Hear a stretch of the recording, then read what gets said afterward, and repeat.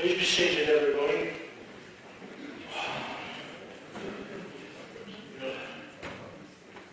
You'll notice tonight we've gone back to the old basics again with knocking on the door and having a ministry here, which is something I think we should have doing. Right, good evening, everybody. Welcome to this meeting of Middlesbrough Council, this extraordinary meeting. It's time and I'm wired up, so we make a start. Agenda item number 1, apologies for absence. We have apologies from Councillors Hubbard, McIntyre, McTally, Saunders, Furness, Gascoigne and Purvis. Thank you. Anybody else? No? No. Okay. Declarations of interest. Do we have any declarations of interest on this item tonight? Okay. Item number 3. We will invite the representative of the SIPA to present their report. And I'm sorry, but I can't remember his surname, but they call him John. He sat down here. John O'Halloran. Thank you. John, if you'd like to proceed, please. Thank you, Chair. So I'm John O'Halloran. I'm head of SIPA's consultancy services, and we undertook this review from July this year. So for those of you that don't know, SIPA is the Chartered Institute of Public Finance and Accountancy. We effectively set the standards for financial management within local government. So we set all the codes, we monitor those codes, and we enforce those codes with local authorities. We also undertake reviews like the one we've done here, which I'll talk about in a second. In addition to that, we've done in the last year all the reviews for the DLUC, the government department, looking at councils who are in financial difficulties and we're asking for capitalisation reviews. In addition to that, we also do governance reviews, and do governance reviews in all types of councils. And as far as the spread of our work is, we not only do worked in every type of council in the UK, we've worked in most of the big councils, and we also worked in government departments and overseas in places like Canada and Australia in their government operations. So the reason that here today is that we were asked to come in July. I think most of you know the background to this item. To do a review of the council, we undertook that review, and during that we interviewed a wide range of members and officers in order to gauge what we believe the situation was.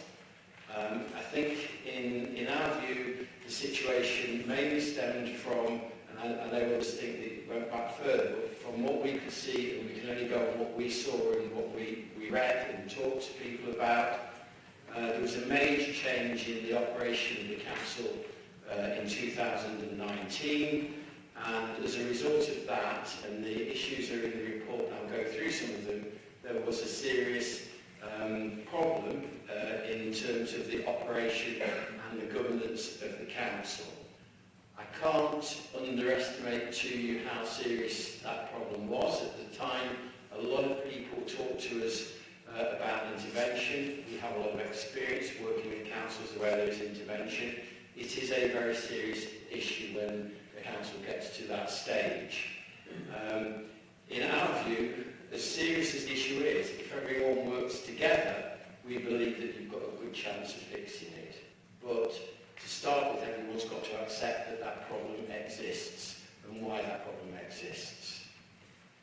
So looking at the issues, effectively, the key issue here is a clash of cultures. Culture is a word that's often used and can mean all things to all men. But in this case, the way I would describe it is, you've gone from very much an administrative managed type of operation to an entrepreneurial type of operation, and those cultures haven't gelled together. They do in many places. For whatever reason, they didn't here.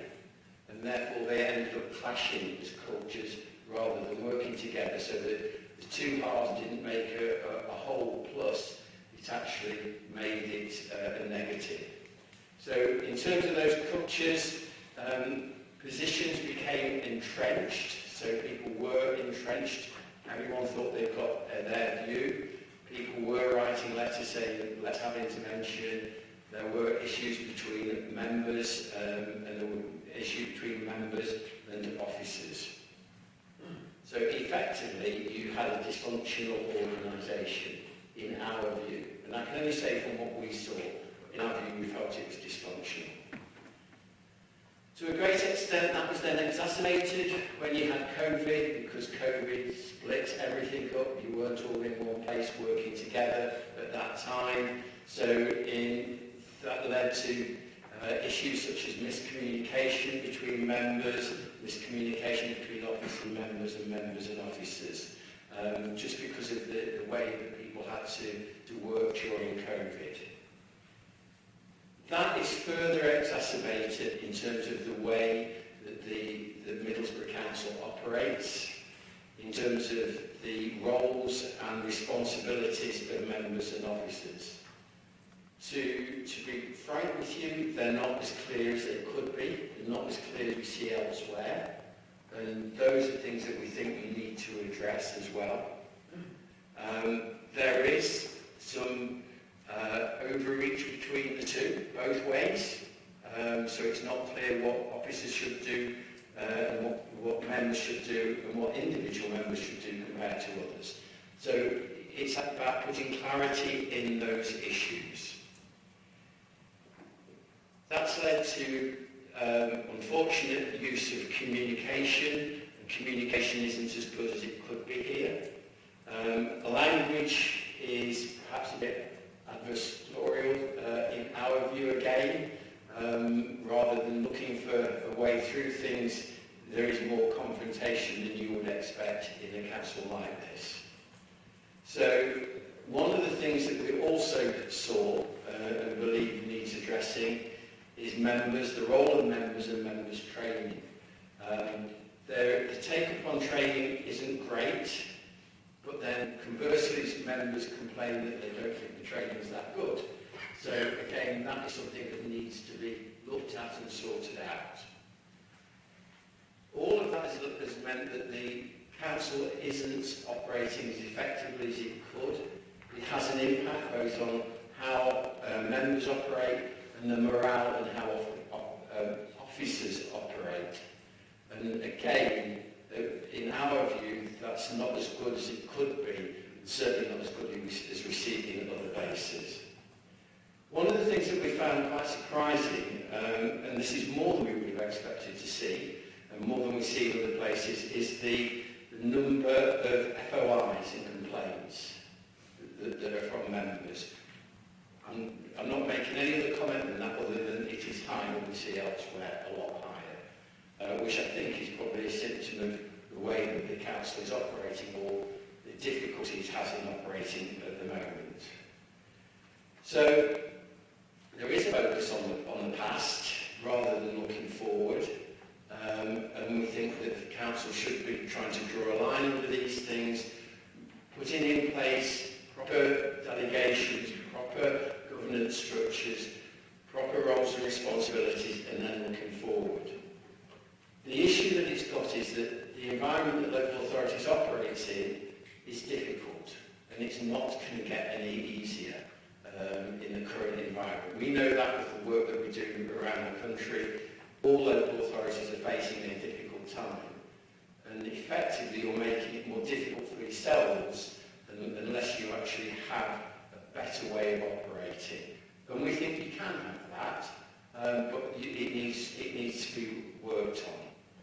So I think in summary what I'd say is, we think you've got the capacity for change.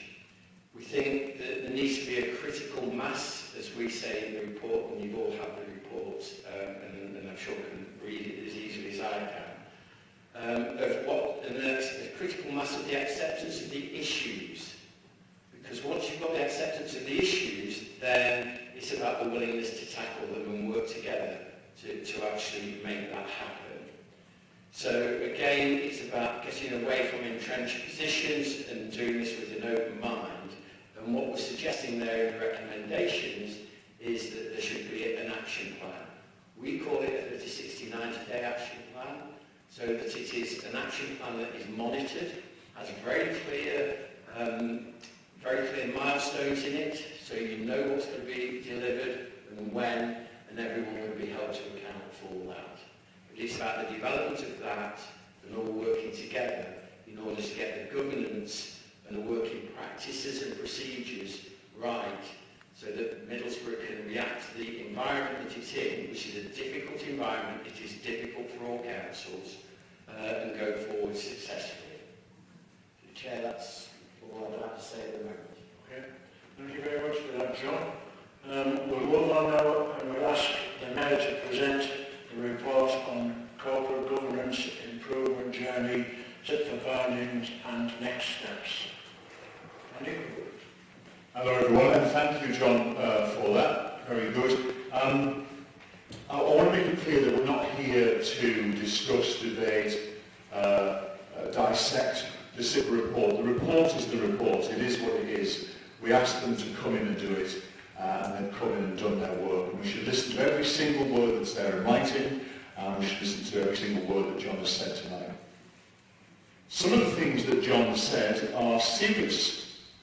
And I think that, I can tell you, somebody very wise once said to me that everybody thinks they're the good guy.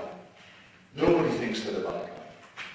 And I think lots of us frequently think that the other person's doing it wrong, and the other person's causing the trouble, and that group and this group are really awful. But the rest of us are fine, we skim on with it and be decent. But I think in truth, to varying extents, every single person in this room, and many people who aren't in the room, have played a role in the issues that John has identified and what's identified. The really good news that John's touched on, the fantastic thing, the best thing, is that there's now an incredible opportunity to do things properly, to start the process, and I'm being serious here, to start the process of creating the most effective, constructive, challenging, but strong council in the country. And it's only when people get into difficulty that change and positive change usually happens. And tonight is an incredible opportunity to do that. We've got a chance to reset, almost to start from scratch. And all we need to do is agree that all of us, to varying extents, have some responsibility for the problems we've got and have some responsibility for putting it right. I'll certainly put my hand on my heart and say, there are things that I wish I'd done differently. There are some things I wish I hadn't done. There are things I wish I had done. And I hope others feel the same way, that they can do things and take some responsibility too. What I'm going to do in a second is hand you over to my colleague Stephen Walker, who's going to give us some more detail on the proposal. I'll stress again, we're not here to dissect, discuss or debate the report that John and his team have written. The report is the report. This is about how we move forward and create a robust, powerful, challenging, but exceptionally positive council that sets standards for others to follow. I urge people to back the vote tonight, which again is not on the report, it's on the improvement journey, 30, 60, 90 day. Because this is an incredible opportunity to create something brilliant and rise out of the problem and set standards for others to follow. And Middlesbrough definitely can do that. Thank you. Mr. Walker? Thank you, Chair. I don't think I'll say too much tonight other than, well, thank you to SIPFA for the work they've done. Thank you to the officers and also the members as well, because as of today, I've got nominations for each of the sub-boards, so we're fully stocked up with that. What's being proposed tonight is that we have an improvement board in which there'll be a combination of council officers, council leaders from the membership and SIPFA. And then below that, we're going to have 4 subboards, which will focus specifically on the areas highlighted by SIPFA as weaknesses. And those subboards, again, are going to have a combination of members, combination of officers, and it's an opportunity to have constructive and honest conversations. But it's not about paying lip service to the process either, because those conversations will then feed into tangible outcomes that will update potentially the constitution, it'll update working practices of the council, and arguably, as the report has highlighted, there are some fundamental issues that have occurred from 2019 onwards, but speaking to members across the chamber, I've only been in this position since I think about May, so I've been in this position relatively for a small amount of time. There's issues that have pervaded and been around for a long time between members and between members and officers. So now is the opportunity for us to actually address those issues and improve.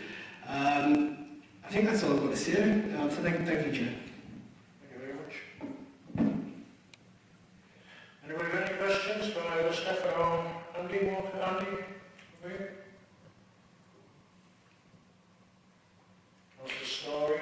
You were first.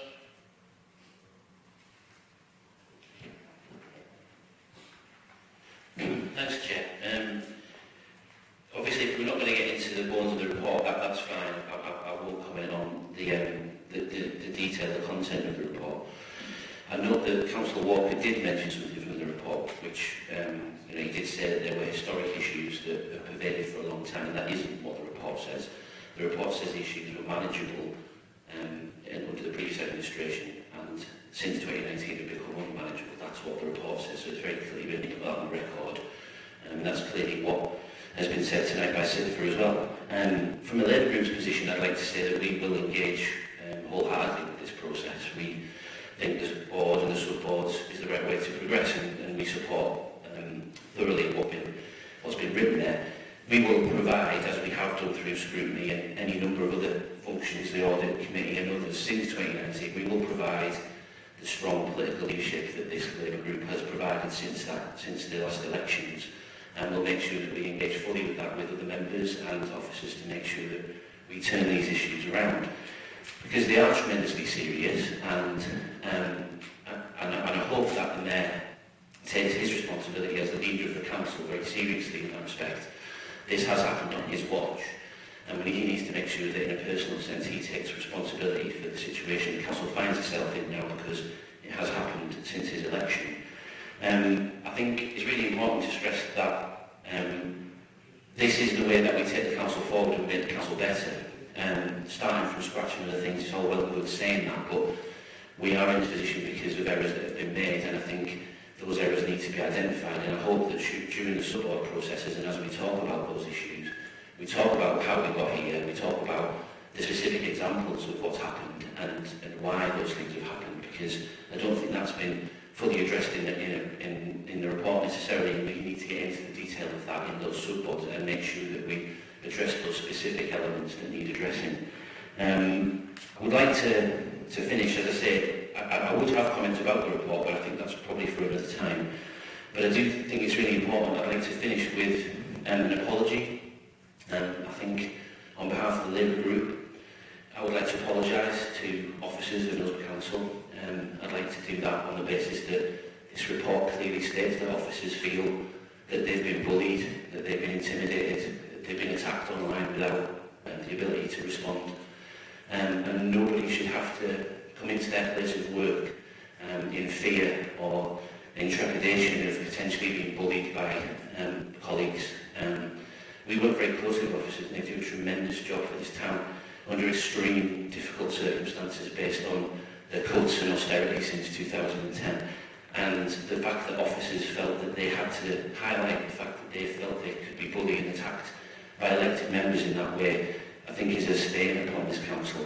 I'd like to say sorry to those officers, and that I can speak on behalf of the Labour Group of councillors that we will do everything in our power to make sure that officers don't feel like that in the future, and that they feel protected and supported by elected members at all times. Thanks, Chair. Just to thank Councillor Story for that, and I think if we all take some responsibility, that's really good. And noble of Councillor Story to take some responsibility for the bullying and apologise. Thank you. Thank you very much. Point of clarification, Chair. I wasn't saying that I had bullied people or that Labour members had bullied people. I was sincerely apologising that members felt that way and that we would do everything we could to make sure that didn't happen in future. I am 100% confident that my members and the elected members on the Labour group side have not bullied officers. I wasn't specifically apologising for that, and I think that's a real unfair misreading of what I said, and a deliberate one as well. Thank you, Councillor. Councillor Cook?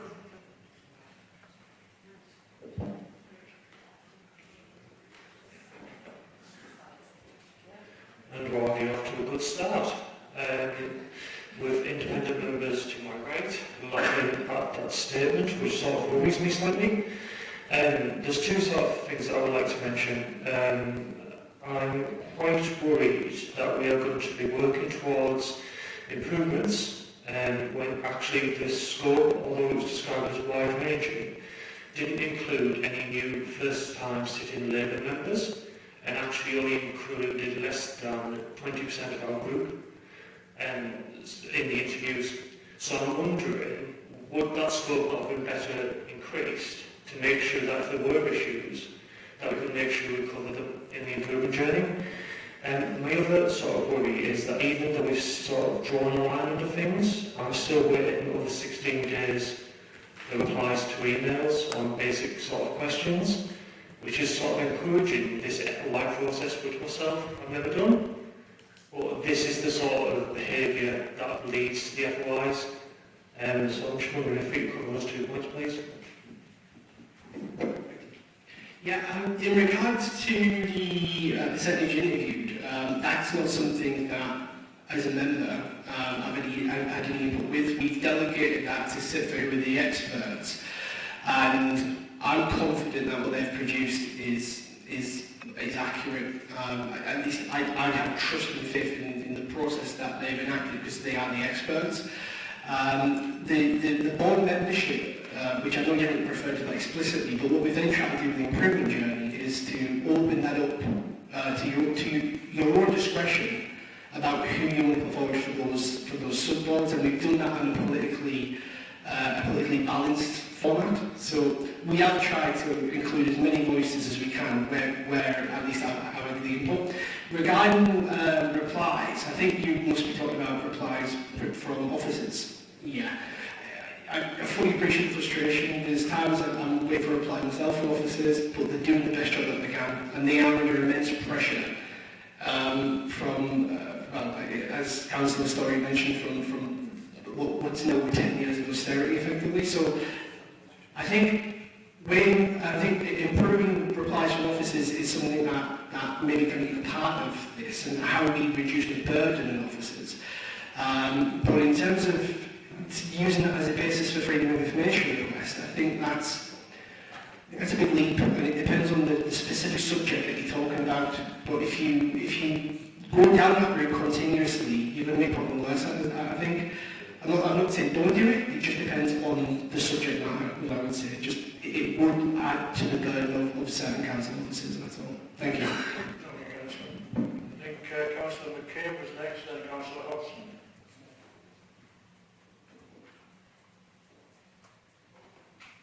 Thank you, Councillor Walker. Could you clarify who the members are on the subgroups, please? You just stated you've just got clarification on it.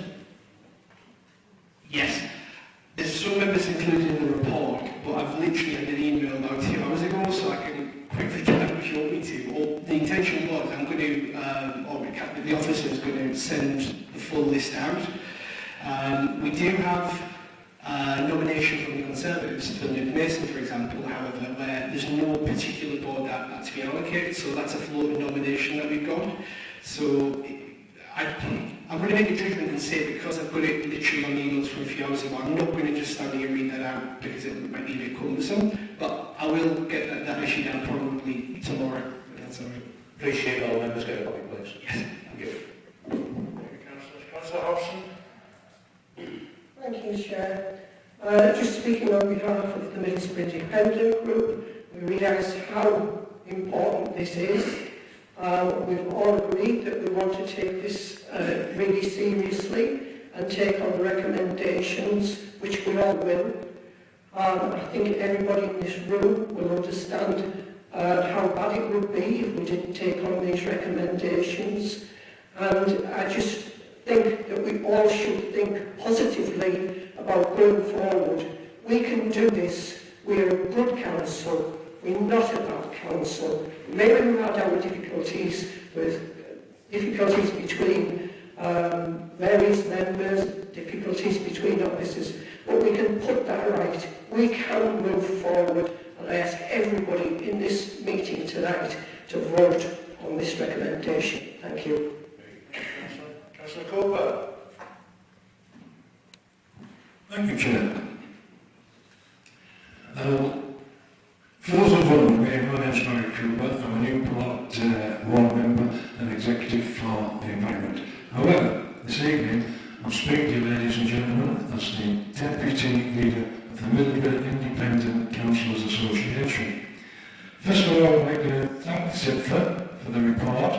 It's certainly opened our eyes and given us something to think about. And Mika, as I refer to the group at the moment, fully on board with this. We're looking forward to working with all of you, and I do mean all of you, and building bridges. We do have one little issue, and that is in relation not to ourselves, but towards the Conservative group, who, as far as we can see, have only got one member in one board. Now, we feel that that's not within the spirit of this report. We think there should be present at least one person in all the subgroups, because how can they build bridges if they're not in the conversation? And we just want to put that forward to you to consider. Thank you, Chair. Anybody else? Sorry, Chair.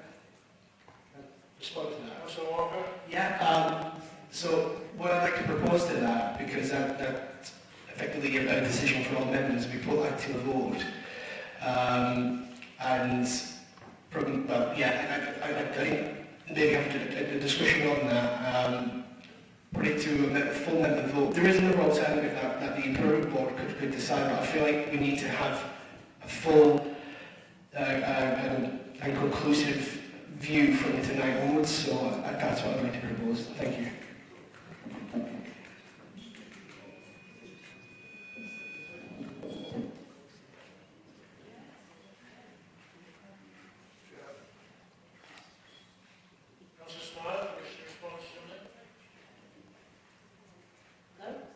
Yeah, it's just to say it's obviously politically balanced at the moment, so that's the reason that we've only had the opportunity to sit on one of the subcommittees, but we would absolutely be up for more involvement, of course we would.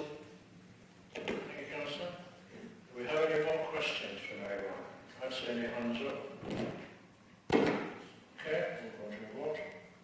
Hand over to the monitoring officer, who will conduct the vote. Charlotte? Just to clarify, Councillor Cooper, are you suggesting that there should therefore be 4 rather than 1? Should be 1 on each. Should be one on each of those committees.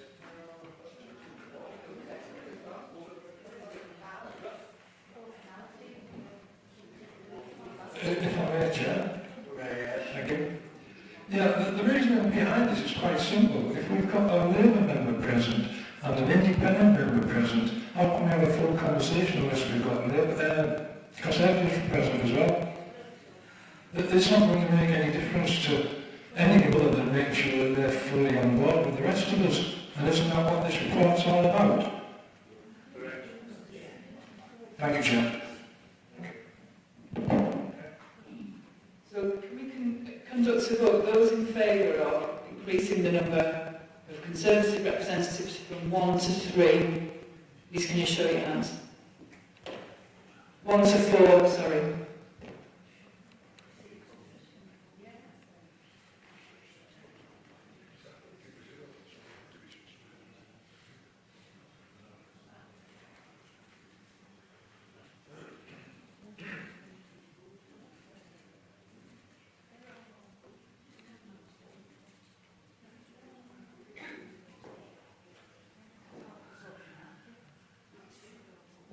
Thank you. And those against?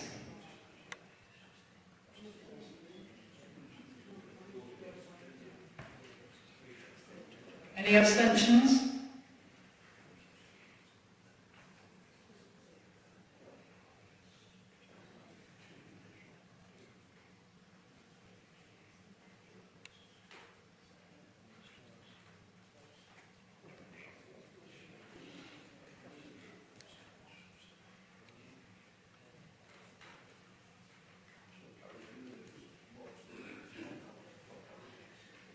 Okay, thank you everybody. That means that that amendment is carried.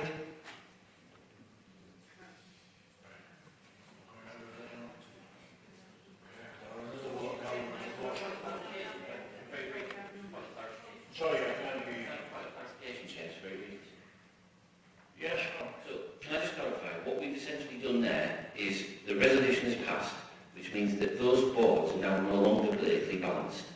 Because what we've done there is we've given the Conservatives more places on those boards than they are entitled to based on the number of councillors that they have.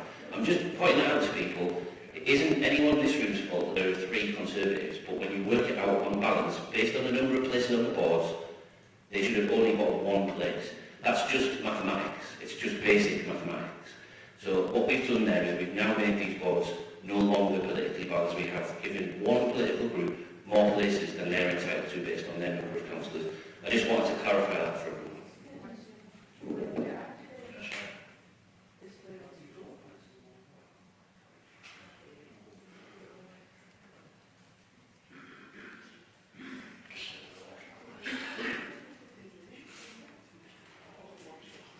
Councillor Holloway, you wish to say something?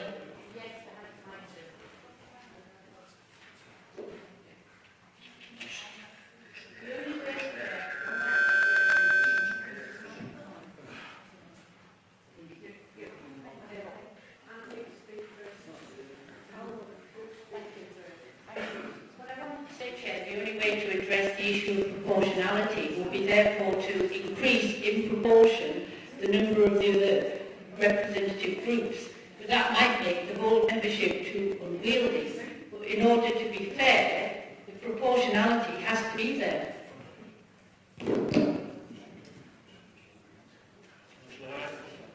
In addition, Chair, it was stated earlier on that this report was being brought to us by SIPFA for us to pass in the chamber, that we weren't here to discuss the content, we weren't here to debate the content. We're now in the process of changing the recommendations that have been given to us by an external body, something that I don't think should be done here, and I think we need to readdress what's just happened in the room. We need to be taking on these recommendations as presented, all parties, and following them through going forward as a chamber, not trying to dilute or change what's been put in by an external government body. Thank you, Chair. Yeah, I think we just like to know a little bit about this. And the political balance suggestion didn't come from SIPFA. It was actually myself and the Chief Exec. I totally understand why political balance makes complete sense and it's fair. But I also understand the idea of making sure that all groups feel that they're playing a full role. That's why I abstained. However frustrated different groups may feel, I think we just move forward and work together. Thanks. Thanks, Chair. Just to add to this, the report also refers to task and finish groups, and that's going to give the wider members, the ones that are not nominated for the sub-boards, but for the other parts that will come after this, an opportunity to take part and play a part in this improvement journey. So I'd just like to remind us that we do have that, and it's in the report.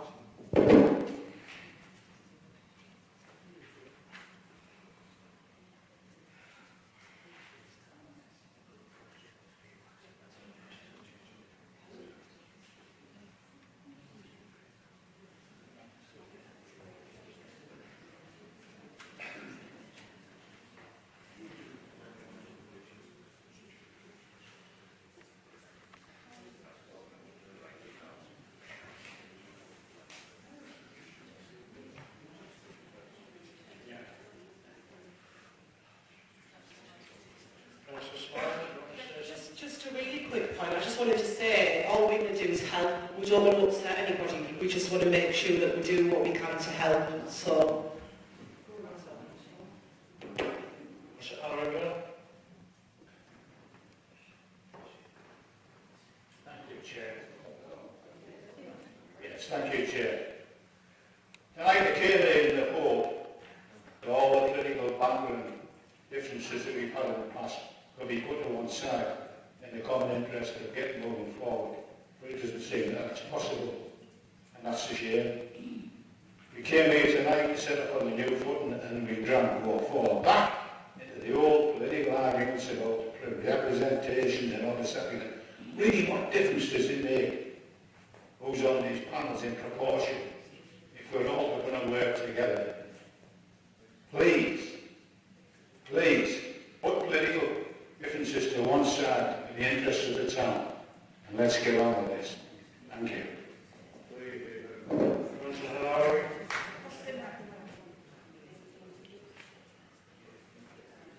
Thank you, Chair. In order to move forward, I think it's absolutely imperative that we move forward in a spirit of fairness and fair play. What we have here, this disproportionality, is not fair. If we're going to have representatives as suggested by Councillor Cooper, we need to expand the numbers of members on each of these boards to make it fair. That's the only way to have balance. And it really is important that we have the right proportionality on the groups, Councillor Angel, in my opinion, because the debate and discussion might have implications that are relative to that proportionality. Thank you. Councillor Rathman? Thank you, Chair. I think most people in this room have done well in exhibiting why SIPFA were called in. In fact, I wouldn't be surprised if they're producing another report based on some of the performances. If we can't get past the appointments on the sub-boards and the boards, we can still accept moving forward. Perhaps the Mayor, along with the head of paid service and the legal officer, monitoring officer, can resolve the issue with regards to numbers of places on committees, boards, sub-boards, and bring that back to the table informally through the group leaders, rather than having this embarrassment of a show and the continuous bickering. A vote was taken, I voted against. There were a lot of people against, but I saw more abstentions than against. It was passed, so we either accept it, or plus 3 officers work together to find a resolution and bring it back to members informally through the group leaders, because this constant bickering is just frankly embarrassing. It's embarrassing because there's officers sat watching it, there's members of the public watching it. We've got a SIPFA representative here. If we can't resolve it, let them go away and beat out the details, because that is the only sticking point of proportionality. And I appreciate that. I mean, I wouldn't want Conservatives having more control looking at the way Trusses do it, but unfortunately it was voted on, it was passed. So let's stop the bickering tonight and leave the 3 officers to deal with the group leaders. Thank you for that. Listen, some people are happy and some aren't, but we've had a vote and it's gone through, and we're now need to move on to the next bit of business. There can be follow-up conversations, and I think we can watch and try things and learn as we go along, but we've got to move on tonight instead of a 30-minute debate. Thank you. So the next thing for you to do then is to consider the recommendations that are paragraph 31 of the report, which you've all seen, most of which we've covered obviously tonight. So the first of those is to thank SIPFA for their report and accept the findings set out within it. And then the next 4 have a decision. And I'll ask you to vote on it in a minute, but I'll go through each of the points in turn. So it's to agree creation of the improvement board, and its proposed membership is set out in the body of this report, paragraph 22. Agree the creation of the improvement board subgroups, this is what you've been discussing already, and their proposed membership is set out in the body of this report at paragraph 25. Now the vote that you've just had has changed that membership in terms of the numbers. Endorses the further commissioning of SIPFA to support work to develop a detailed response plan, and to agree that the developed plan will be reported to Council for noting in November 2022. So can I ask for a show of hands, please, for anybody who disagrees with the acceptance of those 4 points as per the recommendations of paragraph 31 of the report? All those against? Okay, I can't see any hands, so I'll take that you've accepted these recommendations. Thank you.